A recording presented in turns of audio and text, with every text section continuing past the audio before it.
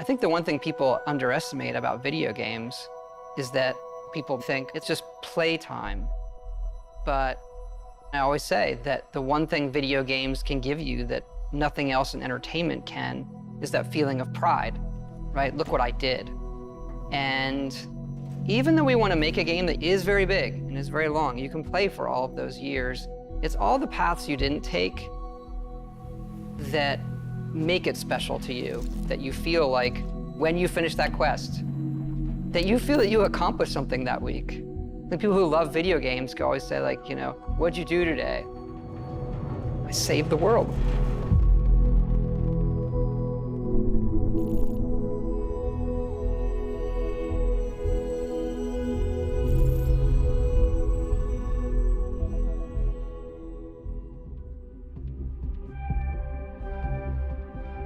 We've been incredibly lucky to work with such a tight group of people for so long. Like, we're all friends. It's like a second family in a way.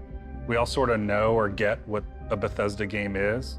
There's definitely this core group who's been working together for decades and knows how to make a BGS game. And then there's this, new generation of game developers who are coming in and working at BGS who grew up on those games those people made.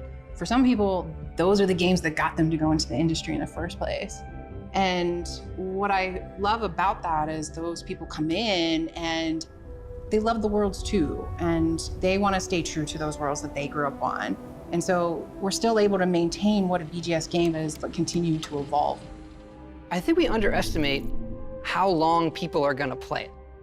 You look at Skyrim, we're sitting here 10 years later, and it keeps having this life, and it changes how you want to create something. Yeah, I feel like our games sort of have two lives, right? Like, we create this game and we put everything we can possibly put into it, tell the stories we want to tell, and build this world that's sort of a setup that when we hand it off to the players, they play it, but then they take it and make it their own. They tell their own stories, and then they make their own stories with our tools. I think it's the hallmark of our games that, you play it and my experience is going to be different than yours. I'm going to come in and tell you a funny story about something that happened to me. You may never have seen that because just a confluence of events. And I think that helps with the longevity, and it helps with that feeling of community in a lot of ways. It is a world that you get transported to that you can really make your own. And that's where, for me, the magic is, to do it for 2 decades and close to that for so much of our group. There's a big trust there that we know how we solve certain things together.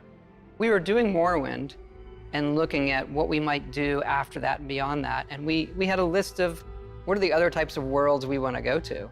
And obviously Fallout was at the top of the list, if we could do that, and that, magically, luckily came true for us. And right behind that was, science fiction. Going to space, I think there's a magic in just defying gravity and taking off from a planet. Like, it's extremely difficult human endeavor.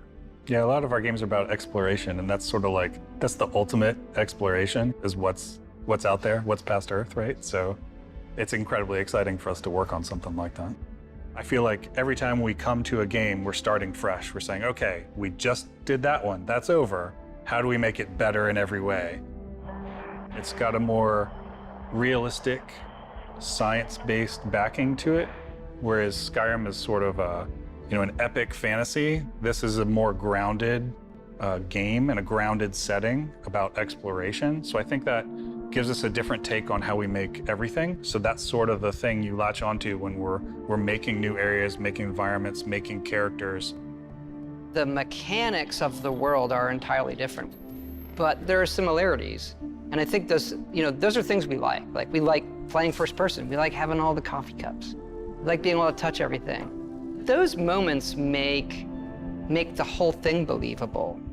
Being able to watch the sunset and nighttime come and just sit there and watch the world go by seems like it's not gameplay, but it is vital to how you feel through the rest of it. I also think that because it's based in a more realistic atmosphere, is like, you have a lot of people on our team who are super into certain things like robotics or engineering, and they can use this lifetime of knowledge they have gathered and then use it in their work. Everyone comes from, these different areas and brings stuff to the game that can make it in, and it all matters, from the rocks to the clutter to, what the spacesuits look like. It's, based on people's experience and sort of learning about how things work in the world and trying to apply it in a way that's believable for this universe. Yeah, it starts feeling so real to us. Like all you're saying, we do all that stuff, but then concepting like everything they eat, or the toys the children play with, or what are their bedtime stories? What is their art? What is their history? What is their entertainment?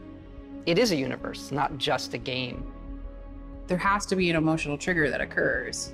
And I think as time has gone on, we're able to paint an even better picture that triggers that emotional thing. We always have that step out moment into the world, so to say. Technology's changed, we've all changed. So our expectations when loading up a game, like, okay, I'm gonna step out and there's gonna be this moment. Us being able to do that and have it feel new every generation, every game, is something that is really special about what we do. I like to say that Starfield has 2 step out moments. It's cryptic.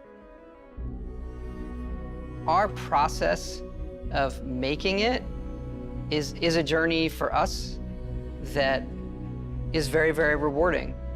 And coming to Starfield, everybody's starting over and saying, what would you want to do? What does going to space mean to you?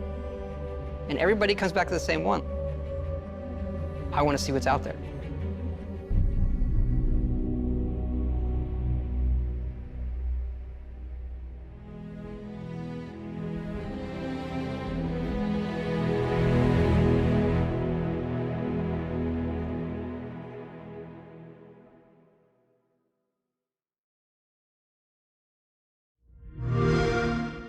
Play it day one with Xbox Game Pass.